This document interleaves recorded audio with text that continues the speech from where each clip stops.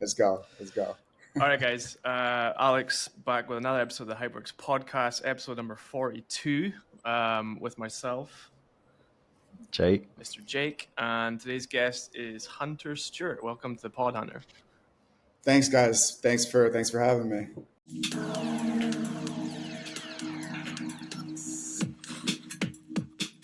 Yeah, let's go back to where we were left off there. Bangkok. Yeah, so at the moment, obviously, I live in Bangkok. I used to live in China for 4 years. That's how I know Alex. Alex then went to live in Hong Kong. Although I did do a quick stint in Hong Kong, I also live in Bangkok. And there's a few reasons for that. I run an AI automation agency, and accessing Open API is restricted. The Open API of Open AI is restricted in Hong Kong. So henceforth, my move to Bangkok. I'm not sure, Alex, you've got similar reasons. You've started working on some AI products. Yeah, and like we were talking about, like it seems to be the hub right now for digital nomads and entrepreneurs. Bangkok and Bali, there's this big debate in Asia right now, which is the best spot. But Hunter, we'll just throw it to you. Like you were just talking about, like your cousin worked here for a while, and just what you were saying about that. Like that must have been a while ago, though. Yeah, well, it was a while ago. I mean, I'm I'm 41 and he's like 10 years older than me. So he's 51 and he was there in his 20s. So geez, that's probably the 90s or something. But Yeah. I always really looked up to this guy. He was super smart. He went to Princeton, but he wasn't like a Princeton type. He was a pretty far out dude. And he moved out to Thailand after college and he worked at a newspaper. It was like an English language Thailand-based newspaper. I wish I could remember the name because I want to know Post if it's is still. probably likely. That's the big one. Yeah. Okay. Have they been around for like 30 plus years? Yeah. I think so. Okay. There you go. So it's probably that. I'm guessing he's not the first American expat to have worked there, but he had a great time. He traveled all around the region, and yeah, I've lived abroad as well, but never been to East Asia. Is Bangkok considered East Asia? I should probably I ask. think it is, yeah, Southeast Asia. Southeast, Well, you're Southeast. welcome. If you're coming over, you're more than welcome. Where, Most Hunter, where definitely. did you live? Where did you live abroad, like overseas? Yeah, so I in 2015 and 2016 I lived in Jerusalem because I was a journalist and I wanted to be covering the Middle East. I mean, I did cover the Middle East. I spent a year and a half freelancing, writing about conflict, culture, technology, because the Middle East has a pretty robust tech scene, which a lot of people don't know about. And yeah, I was writing for Vice, Al Jazeera, the Jerusalem Post, the Times of Israel, International Business Times, pretty much anywhere that would pay me. Quite a lot. What was your experience of working for Vice? Because I watched a documentary about them recently, like the downfall of Vice. Like that must have been like the peak of Vice, I guess. Yeah, it may have been the peak in terms of prestige. I remember really liking to tell people that I wrote for them. In practice, like I had a great editor there who I had a lot of respect for, but like, oh my God, they paid so poorly. It was like $250 for a feature where I, traveled to the Gaza Strip and had to pay for a fixer and spent like over a week reporting, researching, and writing it. I mean, I definitely lost money on that story, but they had a big readership, so that was cool. That's Yeah, amazing. they At were least like really hot at one you've time. got digital footprint now as well, so good. Yeah, exactly. It was more, better for the portfolio than for the pocketbook, I guess. So just to be clear for the audience, you were a journalist originally, and then you switched to the agency. So maybe you can talk a little bit about, because I know a lot of journalist friends right now are switching from journalism to PR. So maybe you can talk about that, like change. Yeah, no, absolutely. Yeah, I was a journalist for 10 years from 2008 till 2018. So I started off as a staff reporter at the Huffington Post back in New York City when it was a startup based out of a loft space in Soho. And I was with them for 5 years and, helped grow it into a much bigger company that ended up getting acquired by AOL, if you guys are old enough to remember them, and then also later by Verizon. But so I covered business there, and I also just wrote about like anything that was trending on the internet. That was the strategy, was like find something that just started to trend and then write an article about it and kind of pimp it out with SEO so that it would be the first thing that people found when they searched for whatever given. So, I mean, it was a very wide variety, like water skiing hamster videos to like anonymous hackers, like hacking, like hacktivism and So Steubenville. just get this straight, because I read about this. So did you guys run the story through like an internal tool before it went live, or did you just be published and then like how did that work? I think the tech team there was like really savvy. I never quite knew what they were up to, but I think it's likely that they did run it through some kind of internal tool.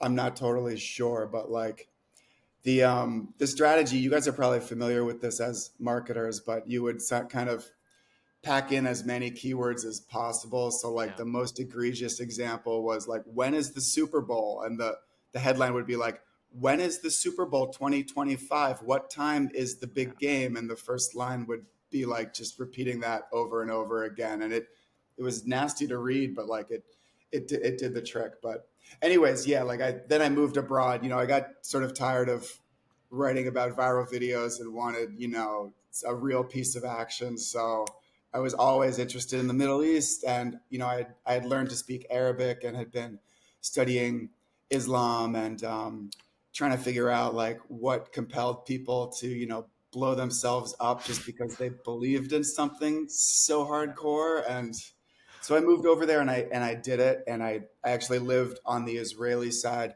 in a super Jewish neighborhood, and ended up just by circumstance like making friends with Jewish people, mostly because they were who I was around. And I actually had quite a change of perspective on things. I when I moved over there, I was incredibly sympathetic to the Palestinian side, but by the time that I left, I felt that I had equal, if not more, sympathy for the Israelis. So it was really interesting. I mean, it's an infinitely complex topic, and I could talk about it for ages. But politically right now, I'm in the middle. So just for your listeners, I try to be in the middle. I think there's too much polarization. Too right. It's usually that's a topic that we jokingly say to people that, first question we're going to ask them, but today it actually happened and we didn't even mention it in you the can't in the avoid green room. politics now. That's the problem, right? Like it's so in your face, every industry, every part of life. Can't avoid it. This Totally. Greenland thing right now, like it's crazy, like on the news. And yeah, I know. and No, it's even true. even the wildfires in LA, like it shouldn't be political really, but it is. It's been turned into a big political football. Oh, geez, I haven't even followed the politicization of that. I can't even imagine how you can make a fire about left and right, but I'm sure they managed Yeah, to do it. especially because it's now. I mean, after the fact, I get it, but it's happening right now. It should be done later. Like anyway. Yeah, well, I mean that kind of dovetails into part of why I left journalism, is that it's not great for the mental health to be like stewing all day on like the most hard to understand, difficult, gruesome, macabre images and stories of all time. And it's also like, and this is horrible, but it's really hard to make a living as a journalist now. I mean, I told you guys I was making $250 for a Vice piece that required travel and fixers, and over a week or two of research and writing time. Like, it's, if you want any kind of comfort in life or like balance in your life and you're a journalist, I think you either have to be working constantly, like all the time, in order to make decent money, or you have to be like ridiculously well sourced and ridiculously like genius level smart. And I don't Yeah. know. I got to be in my 30s. I got married. I wanted to own a home. I wanted to have kids and like be able to provide some kind of a future for them. And so I saw PR as like journalism adjacent. It's, you still get to be following the breaking news headlines and like being in that adrenaline pumping moment of trying to newsjack something. And you're talking to journalists all day. So you still get to sort of have a front row seat to that, but there's so much more opportunity. And you get a salary. Exactly. Yes. Yes, that's Okay, it. we've got to move into it. So, what are you doing today? Yeah. Yeah, thanks. Yeah, let's bring it into the present moment. So, I just resigned from my job at Walker Sands, which is a uh, marketing agency that's based in Chicago and has offices all around the country, from Boston to San Francisco. And today, I'm running my own public relations company called Big Game PR. So I'm the founder of that. It's just me for the time being, but the plan is to grow it.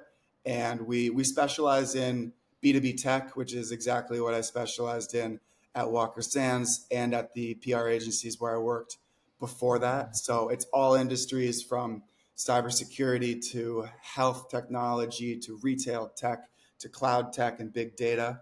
But instead of working for a private equity owned or majority owned PR company with hundreds of employees, it's just me. So Yeah. Well, here I welcome to am. agency life. I think agencies are like the perfect starter business, right? Me and Jake have talked about this and lived through this. Like, it's such a great business to learn business, you know, in that way. I think so too. Yeah, you get to touch all kinds of different industries. You get your foot in the door of so many different companies, and you can really grow your network. What sort of agency work do you guys do? Am I allowed to sort of turn the tables on you and ask you guys questions? Yeah. Alex, do you want to go first? Simple, same as you, Hunter. Mostly PR. He Okay, keeps got it simple, but Yeah, I think you don't do yourself enough credit there, to be honest. PR for now. Yeah. Last night he was telling me that there's new technology out there called Bolt.new. Have you seen this one, Hunter? no. What is that? Okay. So Bolt.new is like a website based application with a large language model behind it that effectively enables you to build front facing websites and back end AI systems. And Alex has built a full AI tool to help journalists write publications. Right. Okay. And he's Press built it releases. Yeah. all himself on this new technology that's probably been around about 2 months. Yeah, a Two month or months. so. The, the Yeah. the the backstory here is I was back home Wow. in Scotland for Christmas, and my family like live in the middle of nowhere. So I'm like, okay, I've got a week here at home with nothing to do.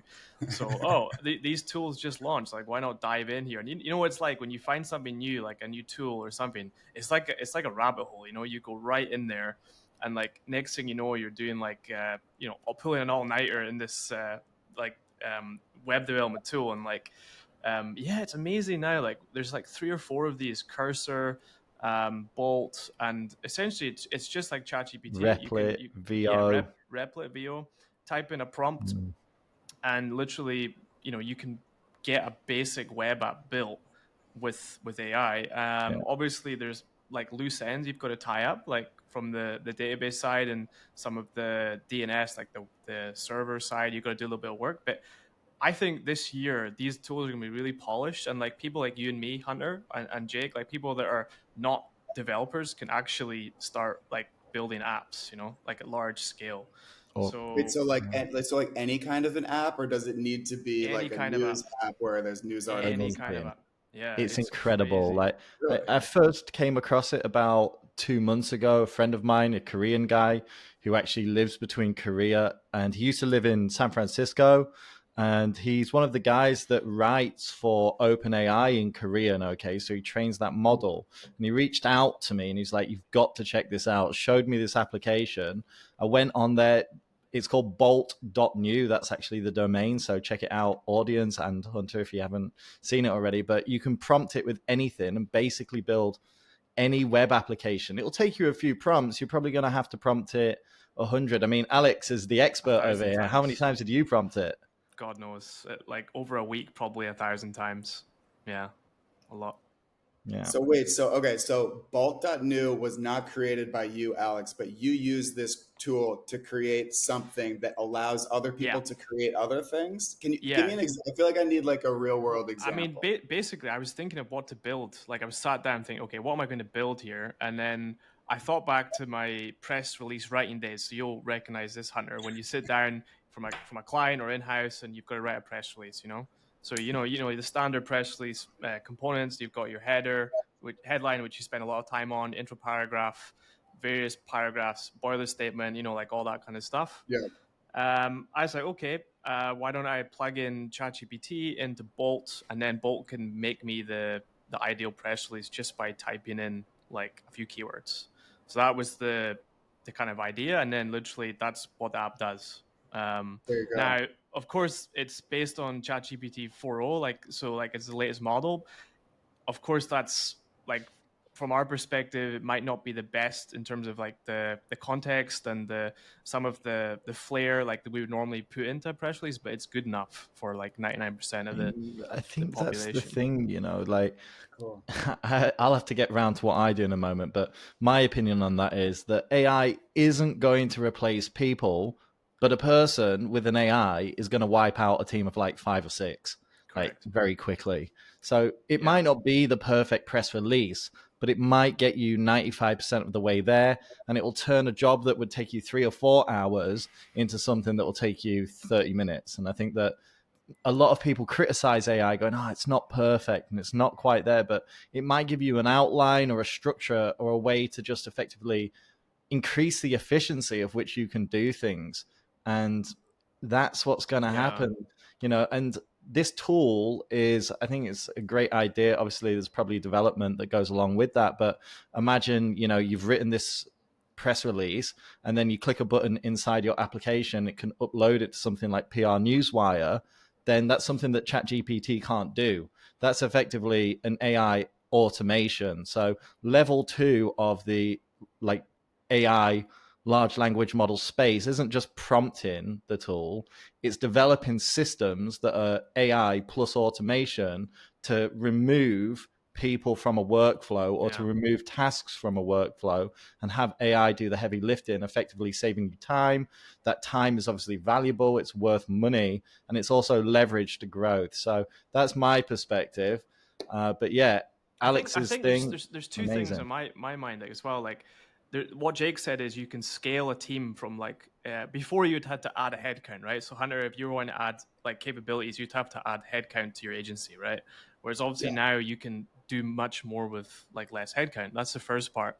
The second part is, and me and Jake encountered this before, is before we had to go to big software vendors if we wanted to have like an influencer marketing tool or like a media monitoring tool or any kind of database, we'd have to fork out a lot of money, right? Like for huge like licenses. Whereas now, I think with these tools, like you can literally roll your own tools, and effectively you can bank all that money that you would have had to spend. So it's scaling your business as well as giving you a lot of flexibility on the tools.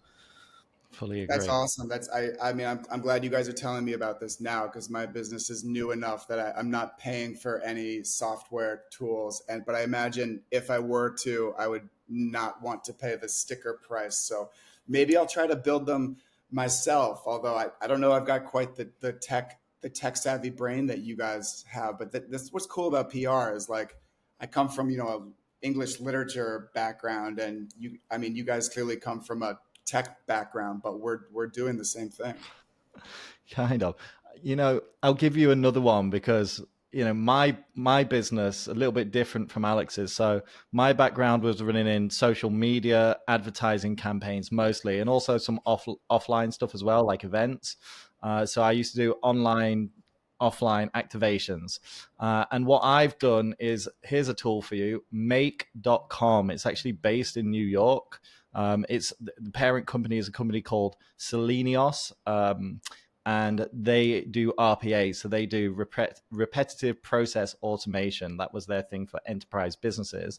And they developed this tool called make.com. And effectively what it is an API layer for all the different like software as a service in your business so that you can connect different softwares together. So what my business does is we use 2 technologies. One is called make.com. The other one is called Airtable, to effectively integrate all the software that businesses already use into one ecosystem and replace people's tasks with AI agents.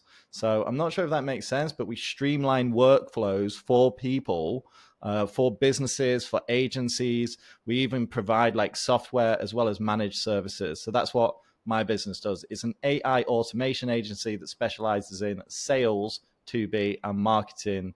It could be 2C or 2B.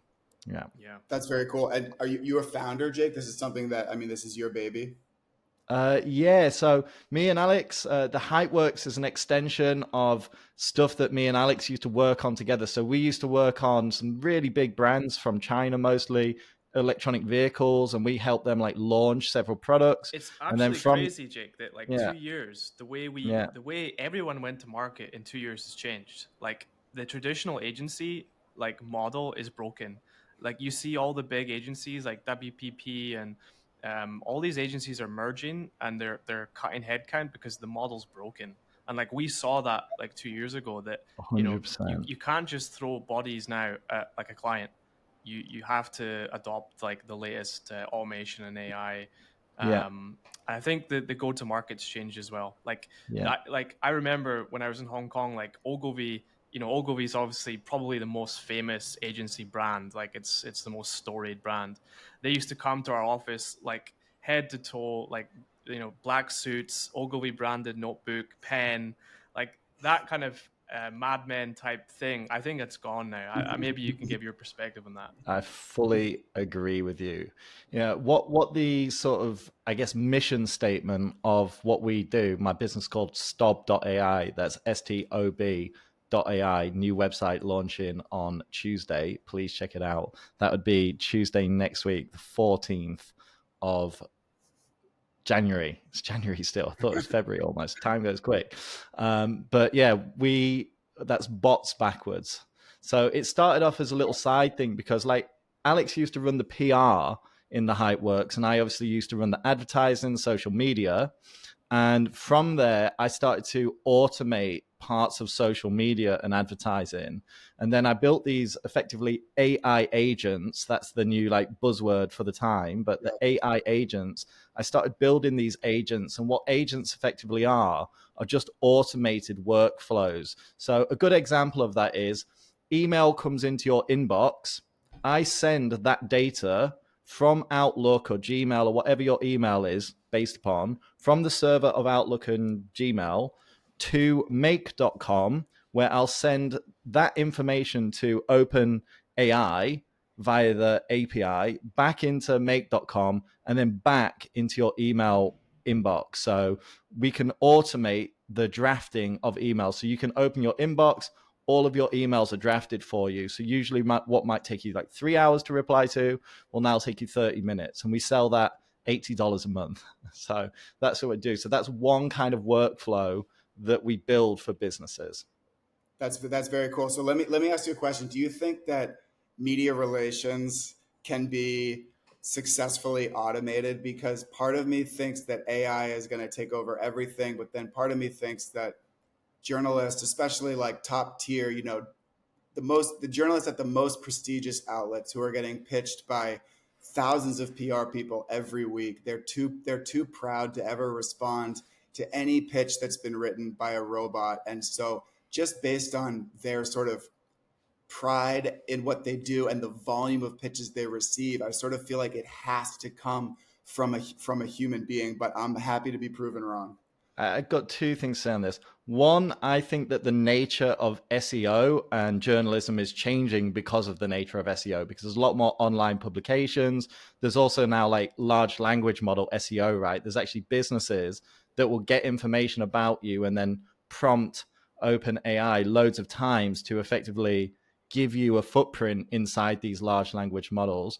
And we've also had people on this podcast like I think Charles Float, who's on here, SEO expert, telling us all about the new way to do online publications to get visibility for brands is also on platforms like Reddit because of the way that Google's search algorithm has changed. But I think that Alex is probably better suited because, again, back in the day when we were running the agency, we really saw that PR, those publications, those press releases, particularly from our customers at the time, which are non English speaking customers started to replace things, particularly like PR and copywriting, with AI. And we could see that the quality wasn't really there.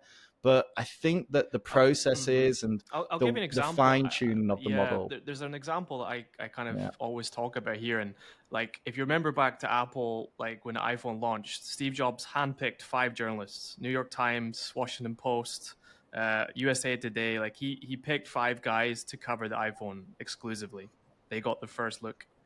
And today, I have some influencer friends who went to the last Apple launch in California, and basically they said that the influencers got everything first ahead of the journalists. So they got access to the product, they got hands-on, they got to talk to Tim Cook. So Apple is like indicative of this change between the relationship between journalists and influencers and brands. And I think brands are basically saying now, yes, we still, we love working with journalists, but the scale of influencers and the scale of social media means that we have to channel more resources into that area. And there's going to be another wave. Like me and Jake have talked about this in the in previous episodes, but there's going to be a wave where the actual influencers are going to be under pressure from AI avatars, and this stuff just keeps evolving in a crazy speed, especially in the last year or two. Yeah, for sure. And there's so much chatter about how influencers are more important than traditional journalists in the PR space. But what I've never understood is, like, will an influencer do earned media for, like a smaller brand or a B2B brand? Like, of course, for the new iPhone, an influencer is not going to need to be paid to receive one and play with it and do a video. But like, if I'm pitching, like a much lesser known company that does something that's not as sexy, like, will an influencer actually talk about it without being paid, or am I going to need to pay them off every time? Well, I think there's a little bit of a different strategy. So my agency business, we do influencer marketing campaigns as well. For that kind of campaign, what we would recommend is, instead of going for those big influencers, you take lots of little ones. So you increase the size of your digital footprint and the amount of impressions that you can gain on that media by selecting smaller micro influencers, which with a much smaller following. But obviously, when people want to search that content or they find that content, because you spread it out over 100 different influencers, you've probably spent a similar amount of money to getting one big influencer. So there's a strategic change as well that's happening. And we've talked about this so many times on this podcast, particularly last year, Alex, that we think that the future of the world is that almost everybody's going to have to become some kind of influencer to have any kind of visibility. And you see this as well with like CEOs like Mark Zuckerberg. They've become influencers, right? They have a much bigger presence, like Elon Musk, another one, where they have influence, but they're also being styled. I mean, just look at the stylistic change of Mark Zuckerberg in the last like 10 years. He went from people making fun of him for looking pale and pasty and looking like an alien to all of a sudden like wearing, streetwear fashion brands and being cool and dripping in chains. So I think we're seeing that trend changing. I think the other thing as well is, as marketers like us, we have to help these guys go direct now. So like, instead of like using gateways like before, like you might need to use like a media outlet, or you might need to use like a particular social media. I think the channels exist now for us to guide business owners, founders, whoever, to actually just go direct to the market and say, look, here's my product, right? I think that's going to, like, we're almost like chaperones now. Like Jake, he's talking about AI, like 99% of the population aren't using these tools. So like, it's almost like we're having to teach. And I think that's going to be a big part of marketing going forward, is providing that. Yeah. And I think last thing on the influencers, like PR, like press releases, if you send, I mean, me and Alex have both worked in technology brands.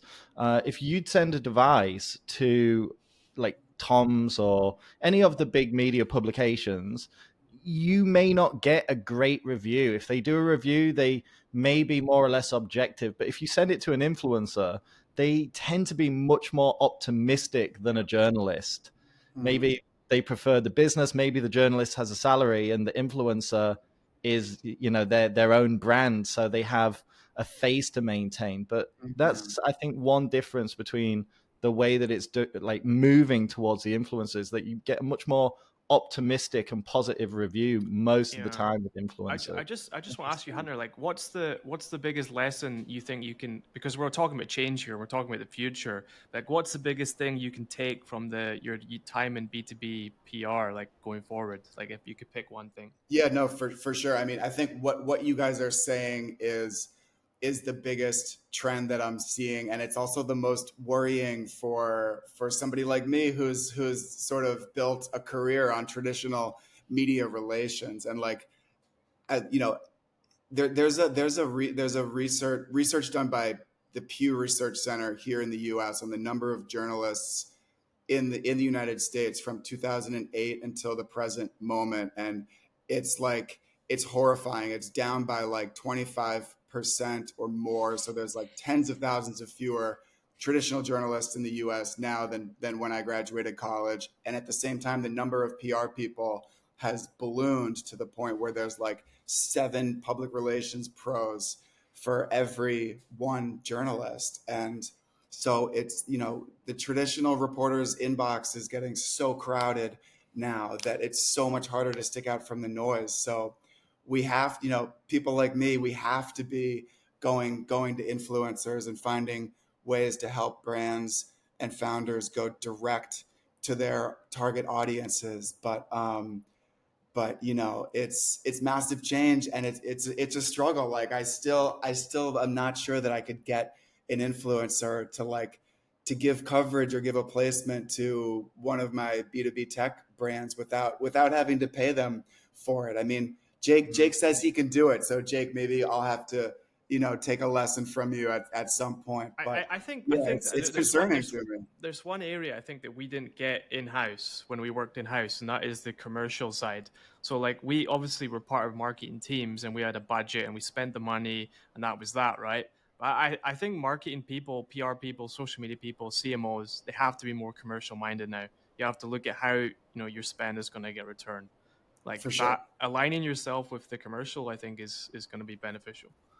Yeah, absolutely. And like, trying to explain how PR or like a media placement converts into to the bottom line or to top line revenue or something has always been more of an art than a science, because it's not always a straight line. But you're absolutely right. Is that's what CMOs and CEOs and the decision makers want to see. So we've got to have to figure out a way to show it and prove it to prove our own value. I was just going to also mention, actually, you just mentioned some really interesting statistics there about the shift and change in journalism. But do you think that that could reflect the public opinion on how much people trust the media these days?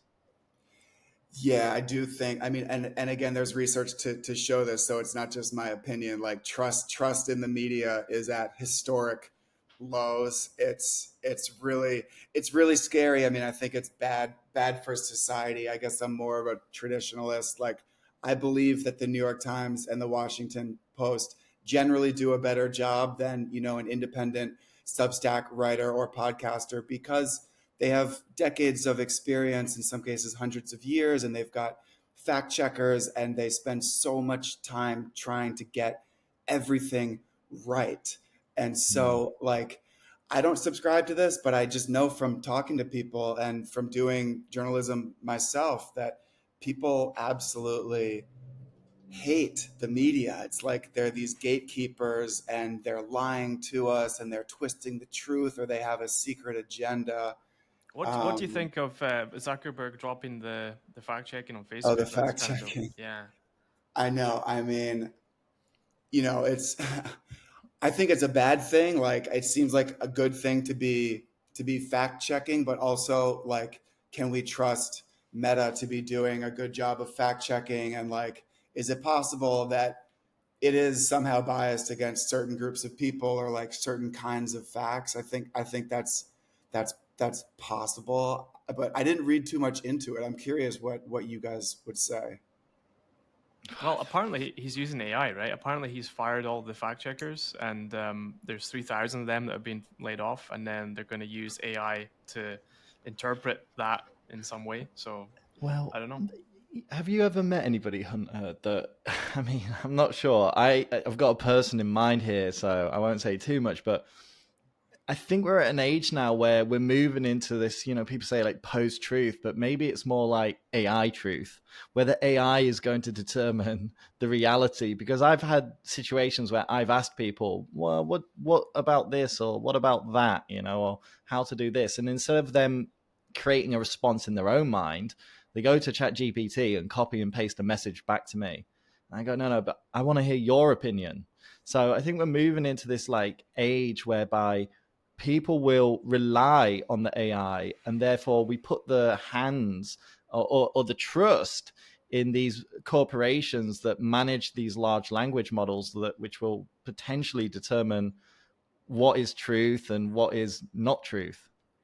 That's really interesting, and also a pretty disturbing view of the future. But no, I think that's right. I mean, the thing about AI is that it is sort of inherently derivative, right? Because it's scraping the internet, so it's producing something new from something that already exists, right? And I like, to me, that's why it could never truly replace the news industry, because news is called news because it's new, and it requires people to go out into the world pounding the pavement on their human feet, using their hands to write stuff and talk to people and bring in new ideas. Whereas like AI, unless you guys know more about AI than I do, unless I'm wrong, but it seems to me that AI is only ever creating something from stuff that already exists. Yeah, I agree. Yeah. Fully agree.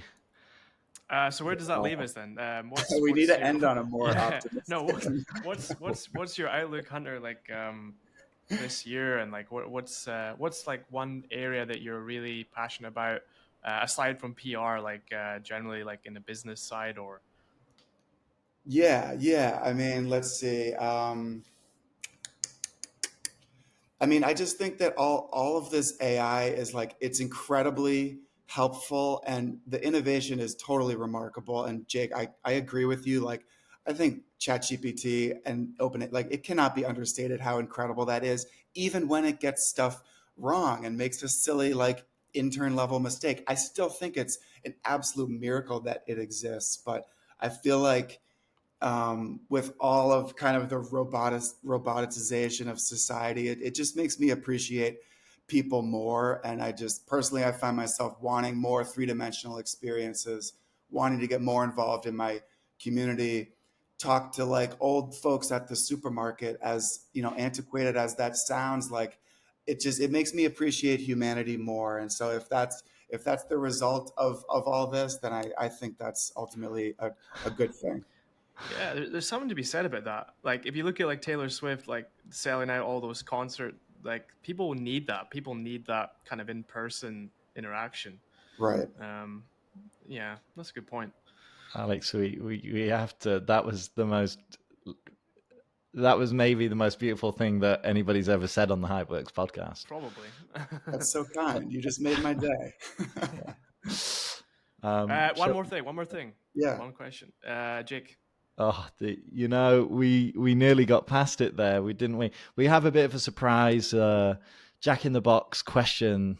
So brace yourself, because it does catch people off guard. But Yeah, I'm ready. it's very open ended. So future predictions. It could be anything. It could be about the world. It could be about the future of your work. It could be anything. So what are your predictions for the future? What's that big stablecoin crypto Tether? I think Tether's going to crash. Can I just say, I'm not an economist, but like, you guys know what Tether is, right? It's like a massively valuable crypto coin that's was founded by this guy Giovanni, some Italian dermatologist, and it claims that it's, this is so random, but I just read a book by a Bloomberg Business Week investigative reporter on the cryptocurrency industry, and he spent a ton of time trying to track down the founder of Tether just to figure out whether it's true that the coin is actually pegged to the US dollar. And he wasn't able to get a solid yes from the guy. And I just feel like there's no way that it is, based on the returns they pay out. And I think it could crash the same way that FTX did, and that could have ripple effects on the greater economy. So I don't know if anybody who's listening owns some Tether, maybe consider selling it and buying Bitcoin. That's not a bad suggestion. They just banned Tether in Europe as well because a lot of people on platforms like Binance, they leverage trade with Tether against Ethereum and Bitcoin, etc. Right. So they hold a lot of Tether, and they've banned it in Europe to effectively stop people spending huge amounts of earnings that they get from this cryptocurrency that, you're right, the real value of it could just disappear overnight. There you go. Okay, good. Yeah. Well, Jake, thank you for validating. I felt like I was pretty far out there, but you brought us back down to earth. So I thank you. think just quickly on predictions, like Polymarket brought predictions back to the forefront with the election. I think predictions are really useful.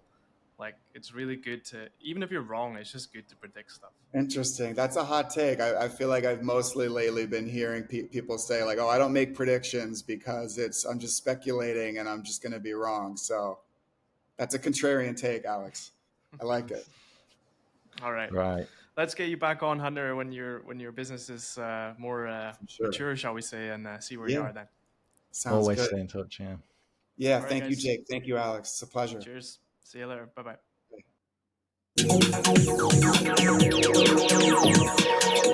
Bye.